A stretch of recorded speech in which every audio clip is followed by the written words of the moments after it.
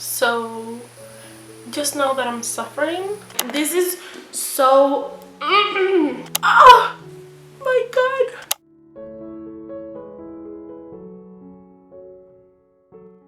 Well, hello there, welcome back to my channel. If you're new here, my name is Elaine and you can always call me Ellie. And this is future me because past me forgot to film the intro for this video, so I had to go back and look at all of the videos when I was editing, and I'm here. So hello. This is an awful intro. So what I was doing this past week was filming like a weekly vlog. It is the first one that I'm going to do in my channel, and I read a couple of books. That's mainly what I did this week. The first book that I read was actually El Amor en los Tiempos de Colera, or The Love in the Time of Cholera, and I have a lot to say about that book. You will see. Then after that I read A Room with a View, which you will see also everything that I had to say. And finally I read A Dowry of Blood, which I just filmed the review for that book, and I do really hope that you guys stay until the end of the video for you to see the review. Well, let's not talk about it anymore, my sir, my lady. Let's just go ahead and I will see you at the end of the video.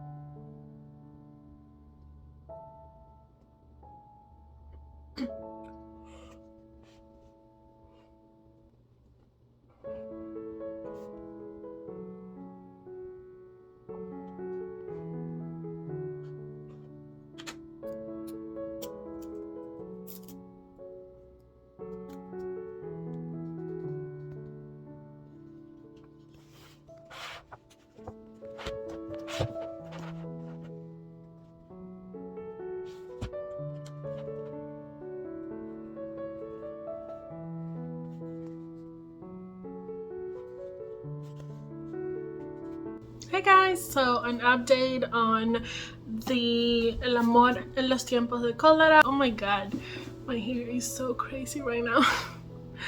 Well, anyways, I wanted to give you guys an update on how I've been doing with this book. I read like 50 pages only yesterday, so I am a really undecisive person. I do not like to give a complete review until I finish reading the whole book, because I tend to change my opinion really quickly. For example, I can really like a book in the beginning and then something happens in the book and then I change my mind and I end up hating it.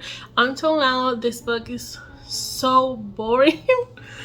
I don't know why. I do like a lot of Gabriel Garcia Marquez books. Like, I have read almost all of his books, and I think that what happens is that he takes a lot of time describing like one single thing, and I think that it's like fillers. I don't know if you guys watch manga, but it's like Naruto. Like, Naruto has a lot of episodes that are good and that are necessary, but then it has a lot of fillers as well, and that is what I don't like, and this is the same.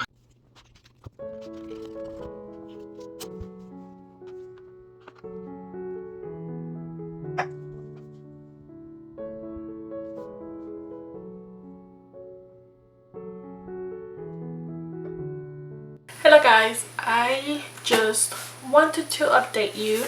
Again, I'm reading El Amor en los Tiempos de Colera, or The Love in the Time of Cholera by Gabriel Garcia Marquez, and I've been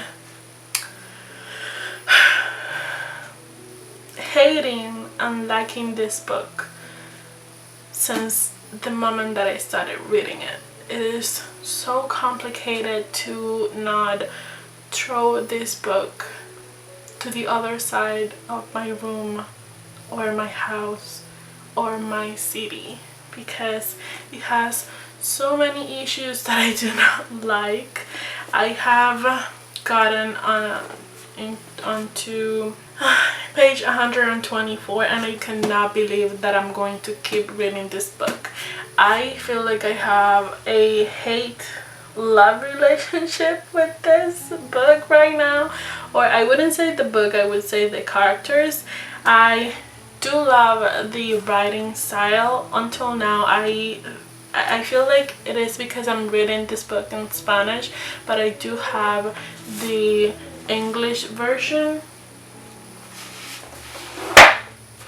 which is this one right here, and I have been thinking about reading the English one, even though I know that for my book club I have to read in Spanish, but still I'm dreading it because there are so many words that I do not enjoy reading. I'm taking so many annotations and I'm annotating everything that I find that I do not like, everything that I find funny, everything that I find that I do not, but I wouldn't like to read again, things that I do not understand. I think that one of the things that affect me the most about reading this book, or while reading this book, is the main character. I feel like he's not a good person, and I feel like he has many issues, like he's obsessive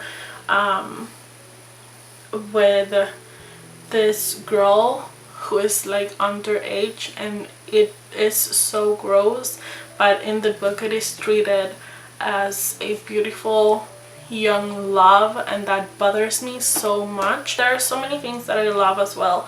I do love the words because they're so lyrical, and I do love the way that Gabriel Garcia Marquez, GGM, let's call him GGM because it is a really long Latino name and it is tiresome. He is such a good writer. I think that it is just like the topics that he writes about and how he romanticizes issues like stalking someone, which is so not comprehensible. But alas, I will keep reading because I want to give you, yes, a full review. You must know that I'm suffering and I am fighting with myself reading this book, and in the beginning it was really boring. I read 10 pages about a house, so just know that I'm suffering, so please give me your support, and I have no more words.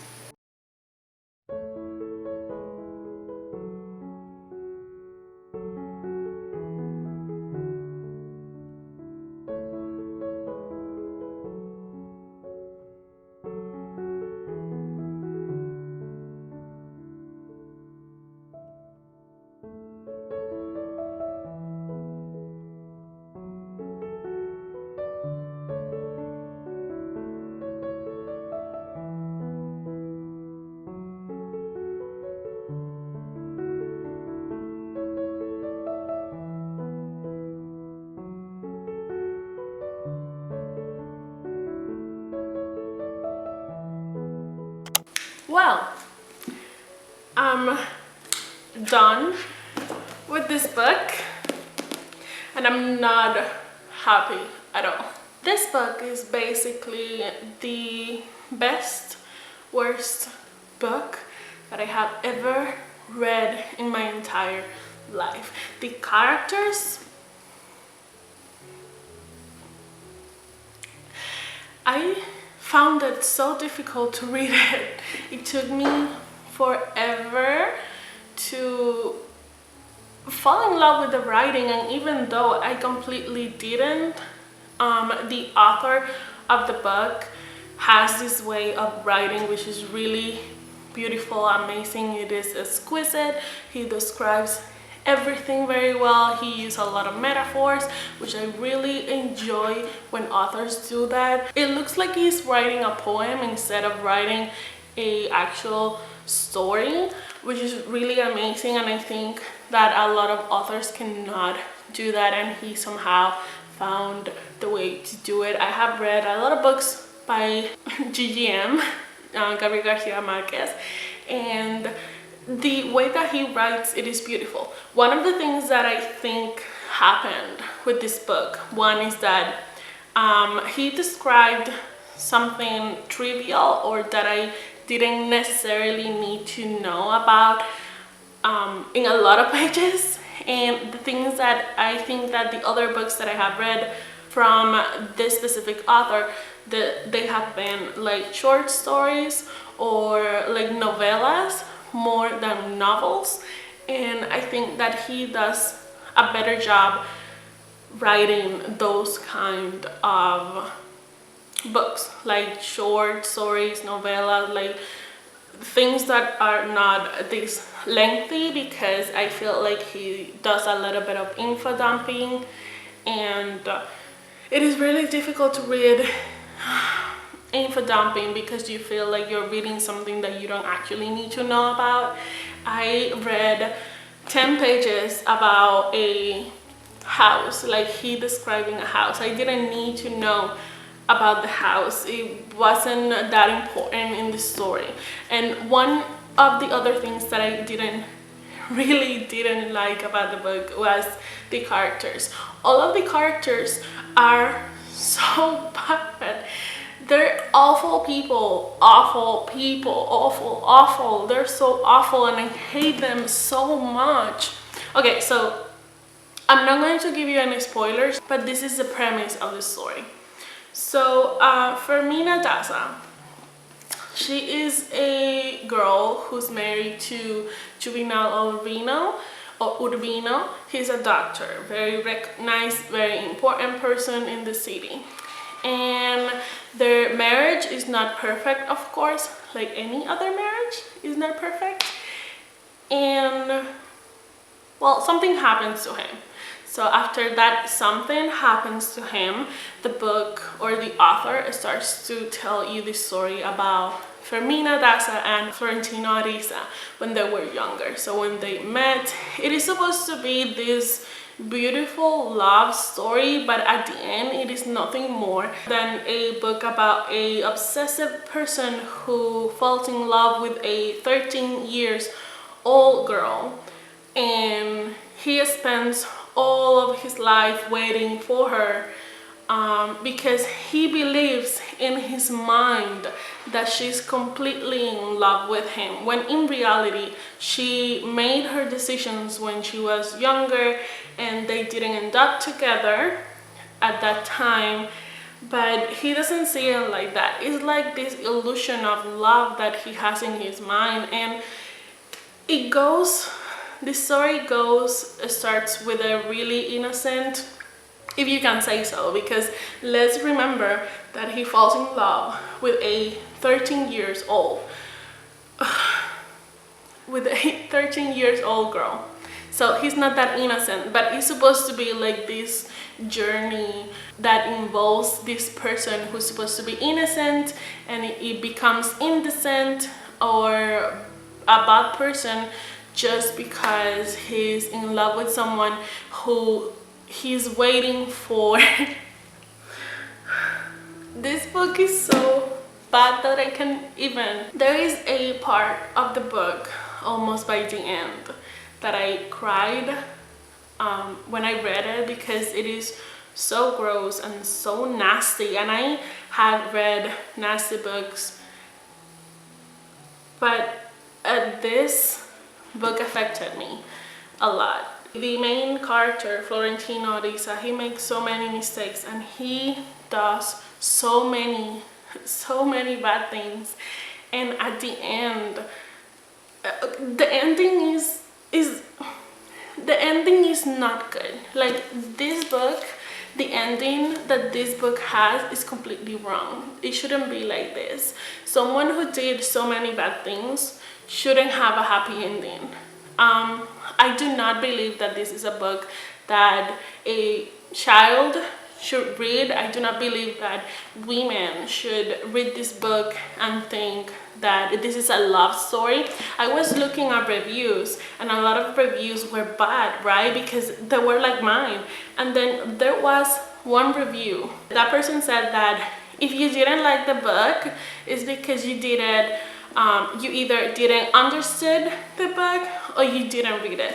I have read the book. I have spent hours reading this book, and yes, it is gross. No, it is not a love story.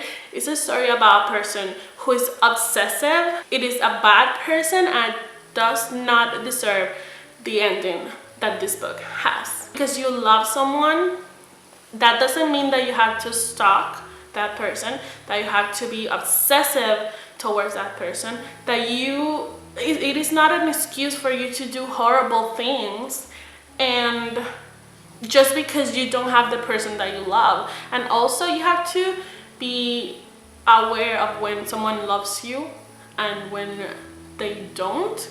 I was completely lied to when I was younger. People used to tell me that Gabriel Garcia Marquez, and specifically El Amor en los Tiempos de Colera, or The Love in the Time of Cholera, was a beautiful book, a beautiful love story. It is not.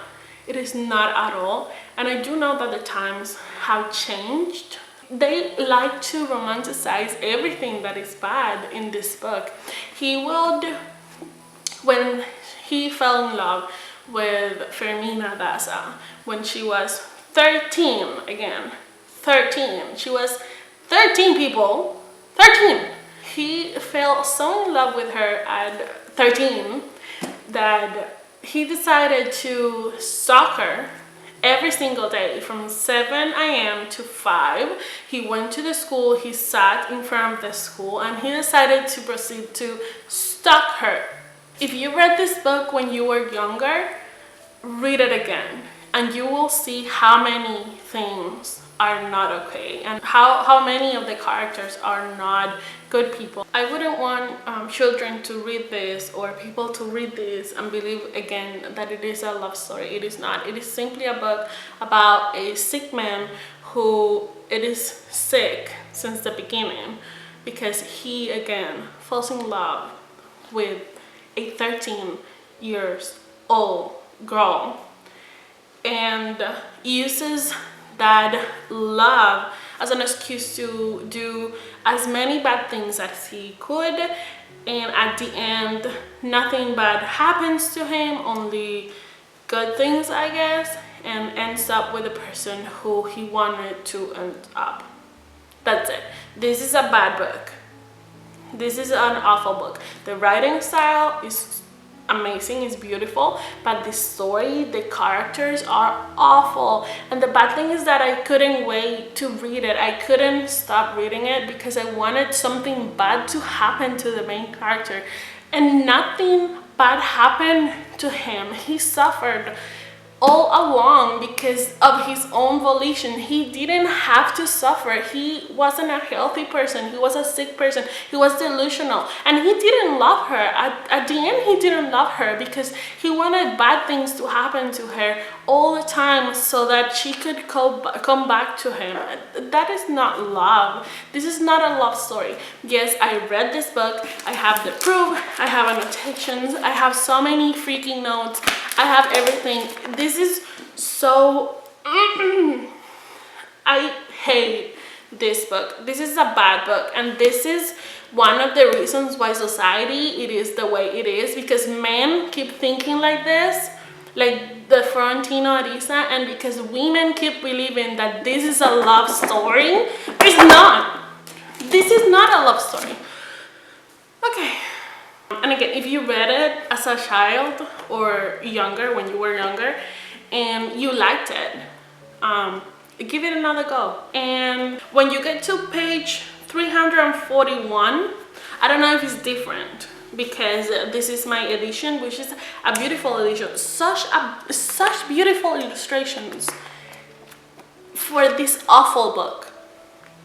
Again, because of the story and the characters, not the writing style. I love the writing style. If you get this edition and you get to page 341, please do read this paragraph right here, and after you read this, tell me if you keep loving this book. Again, you're free to read whatever you want.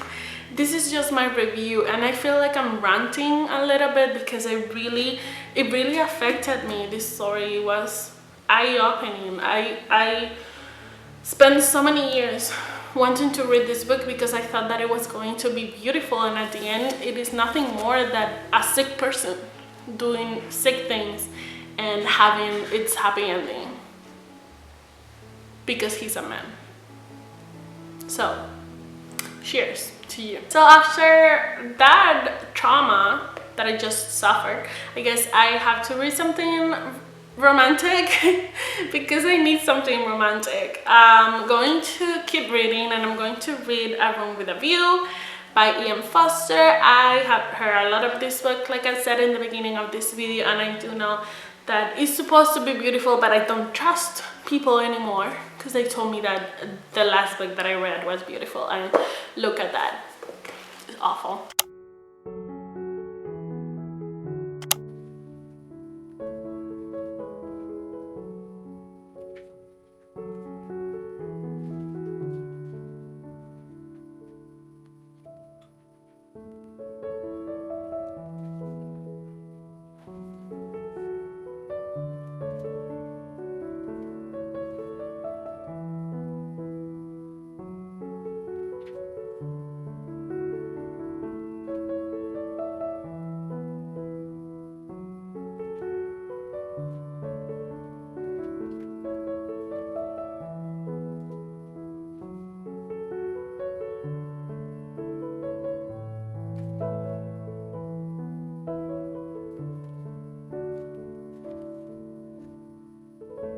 Well, hello there.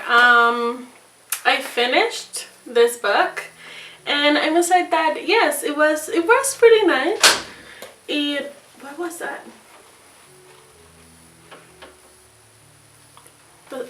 It was that scared me. It was really nice. It was a really nice book. It quieted my mind down. I liked the characters a lot. They were like, it was like reading something that could happen to, I don't know, my neighbor or the person who lives next to me. It was really fun. I got to imagine a lot of parts in Italy, a lot of the places in Italy. So it is the story about Lucy, and Lucy is a girl who is kind of spoiled. She's rich, and she travels to Italy, and there she gets to know George. And George, it is a little bit complicated. He's kind of like a depressive character.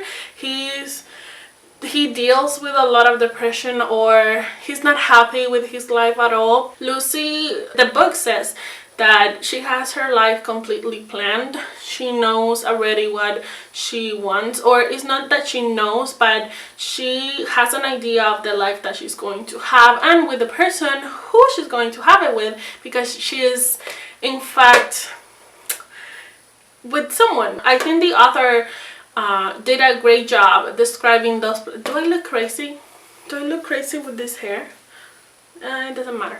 So the author did a great job describing the places. It was really nice. She didn't went on and on and on and on, like 20 pages describing the places. It was really nice. I think that when someone is successful describing a place, you don't need 2-3 pages to describe something if you do it well and successfully. It was very atmospheric in the first chapter, and the second one, and I think the third one, while she was in Italy, and I really enjoyed that because I like to travel and I like to read about travels. The characters there were, I wouldn't say they were amiable.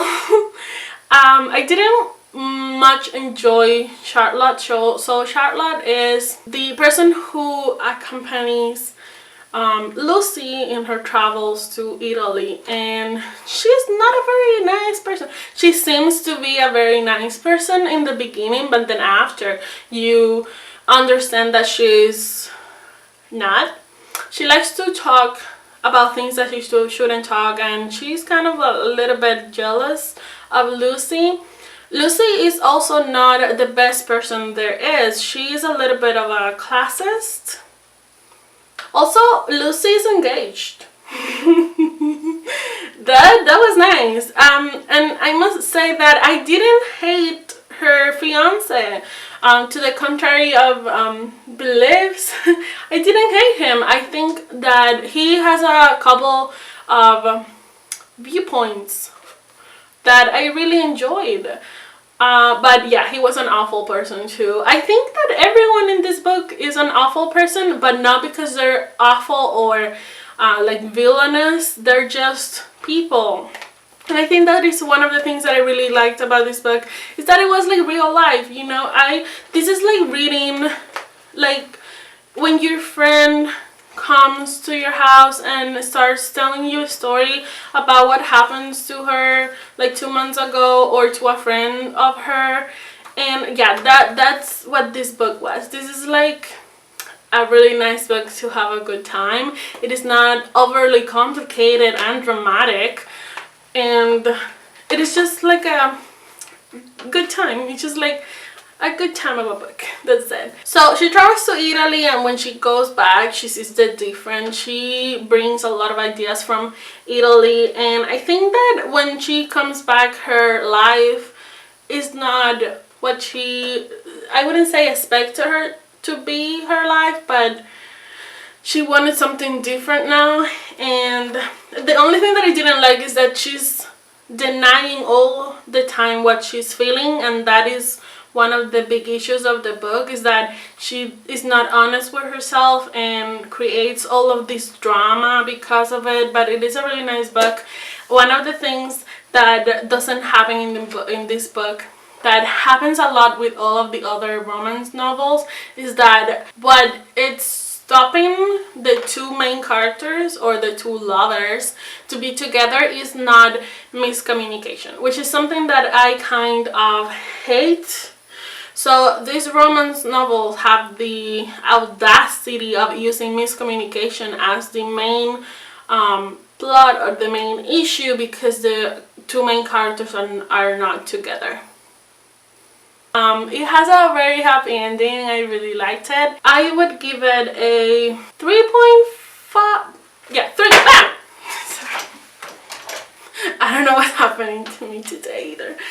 So I would give it like a 3.5, just because I'm not very generous with the books, and it is not the best classic that I have ever read, so I'm not gonna give it a 5, but it is very good. I'm giving it a 3.5 with like 2 mini stars.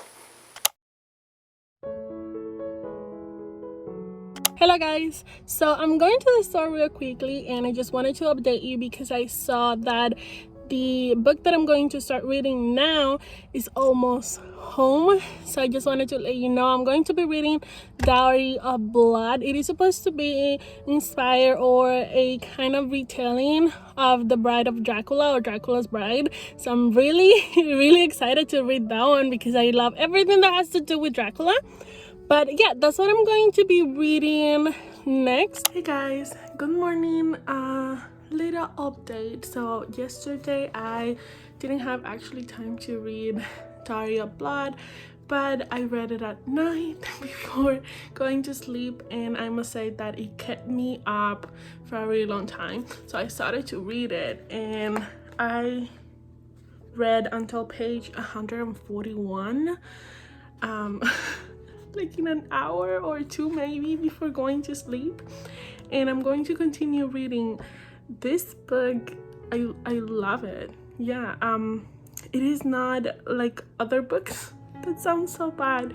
It's like me saying this girl is not like other girls, but it really isn't. It's like a collection of letters, and the main character is writing those letters to her husband, which is supposed to be Dracula. I'm going to explain more in my final update, because I think that I'm just going to give this update right now and the final review. But I love it. I really love it. I'm really happy that I picked up this book.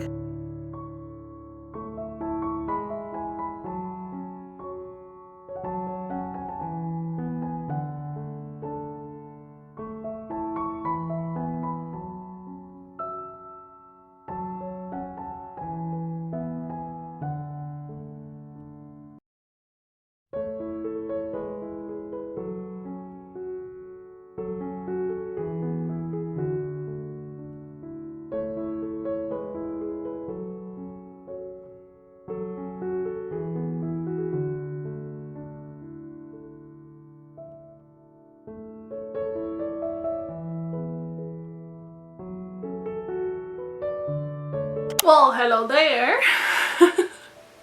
So the funniest thing is that I had to film the intro again, so you're going to see me with the same clothes, or at least with the same color, because I forgot to film the intro before. So I'm here to talk to you guys about Dowry of Blood by S.T. Gibson. And this book, I don't know where to start with this book. If you are a fan of Dracula, vampires, gothic novels, gothic movies, gothic clothes, if you like Twilight when you were 15-14 because you were a crazy teenager who wanted to be beaten by a vampire to live forever, you need to read this book. There is nothing in this world that you will enjoy more than reading this book, and I'm going to tell you why. I will not disclose any spoilers, but I will, however, explain how and why I fell in love with this book. It is a very short book. It has like 200 and I want to say 35. That's including like the author notes, and you can read it in one day. You can read it at night if you feel like you're not working tomorrow, but you must read it. This is my recommendation to you guys. Again, if you love vampires, there are people who don't actually love vampires. So let's begin. The main character of the book, first of all, we never get to know her human name. When she becomes a vampire, she is known as Constanza, or Constanta, how it is written in the book, which it sounds much better than Constanza, so I'm going to be calling her Constanta just because I do love that, how it sounds. So right away you understand that the vampire that sires her, I love that, sires her, I'm your sire. Oh my god, I'm sorry, I can't. I love that word.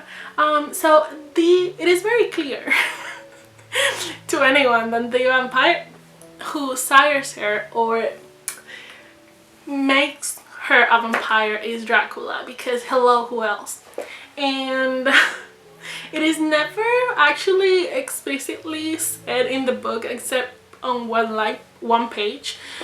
It is said, I think, in only one page, like almost at the end of the book, that his name is actually Dracula, but it's never actually said in the beginning of the book. So you just have to imagine. Of course I was imagining Dracula. So she becomes his first bride, or she's supposed to believe that she is his first bride, which I'm not going to tell you if she is or she's not. But from the beginning of the book, like in the first 2 pages, the author very gracefully let us know that she is writing a letter, or not a letter but like a diary, and she is telling him, I mean Constanta is telling Dracula everything that happened, or every reason that she actually had, and why she did what she did at the end. Now, apart from that information that I just gave you, I cannot tell you anything else about this story, because if I do, I will give you spoilers, and I don't want that. She does something that he very much deserved, by the way. And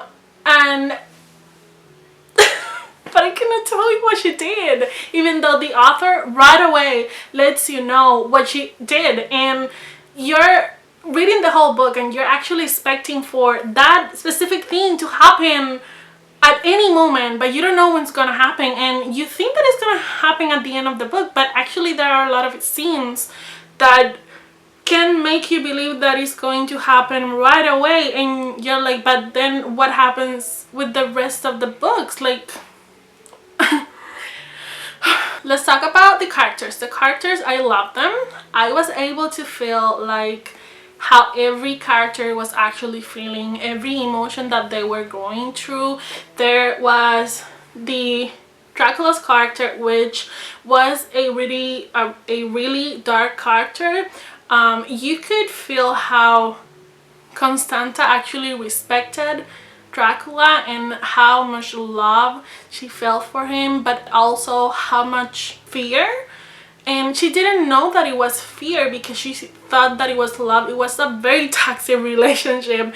She loved him and she was able to see how that love was something bad, but at the same time she didn't want to let it go because she was making excuses all the time for his bad behavior. Then after that, there was another character, which is Magdalena. And Magdalena, you're able to feel how she's very proud, very smart. She's different from Constanta when you look at them very closely and how they feel. Magdalena is not so much so worried about how Dracula's feel, but how she's feeling or how she feels about a specific situation. She is not as afraid of Dracula as Constanta is, but at the same time she doesn't see the bad things that Constanta sees in Dracula. So it's kind of like she's not as in love with Dracula, but at the same time she's not able to see what he does that is not okay for him to do. There is Alexei, and Alexei is a very young person and he behaves like a young person, and he's not just young when it comes to age because he was 19 when he was introduced to the book. He's also young when it comes to the way that he thinks. So he's more impulsive than Constanta and Magdalena. He's more brave or courageous. He wants to say something and he says it. It doesn't matter the complications that his acts can bring to the other two characters, which are Constanta and Magdalena. He's a very complicated character, but at the same time really simple. He can be described as a immature young person. All of these characters were introduced almost, I think, to make the reader know exactly how the time was changing. So Constanta, when she was converted to a vampire, she was a peasant girl, so it was kind of medieval times. Then after that with Magdalena, it was more, Magdalena was like 1800s, and at the end Alexei was more like 1900s or almost 20. So they were from very different times. I liked how every character had their own voice, and thanks to that voice, I think that their voices also represented the time that they came from, or they were introduced, or they were supposed to be at the time that they were converted as a vampire, and I really enjoyed that. Also, as a person who was when I was 14-15 years old, completely obsessed with Twilight when it comes to movies and their books and everything, and of course now I'm not. I am very much not. Actually, I saw the movies last year because I decided that okay, so everyone is talking things like bad things about the movies, I need to know why. And when I saw them, oh my god, no, so much toxicness and so many bad things, and none of the characters were good at all. Like, no thank you. As a person who had those obsessions with vampires when I was 14 or 15 years old, I feel like this book made me look at them in a very different way. Yes, of course, everyone is obsessed with that super dark, beautiful, sexy vampire that is going to come at night and bite you and make you a vampire, so you never ever have to be old and ugly and you will live forever. But at what price? I think that when I read Dracula for the first time, that is the thing that actually kept me invested in the book, is that yes, there is this idea about vampires and all of that is super cool, but what price do the vampires pay for living forever? Look at me over here talking as if vampires were real. Okay, that is everything for the vlog of today. I sing badly, but I'm still happy doing it. There is a lesson there. Just do what makes you happy.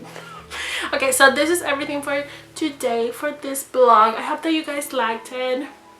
I feel like this vlog was very much relaxed. If you like to see bookish things, please remember to come back and subscribe if you can. I don't like to say it, but I'm trying to get a community going here. Well, that's everything, guys. Thank you so much for watching. See you soon. Bye. Bye. Did I say bye? Bye.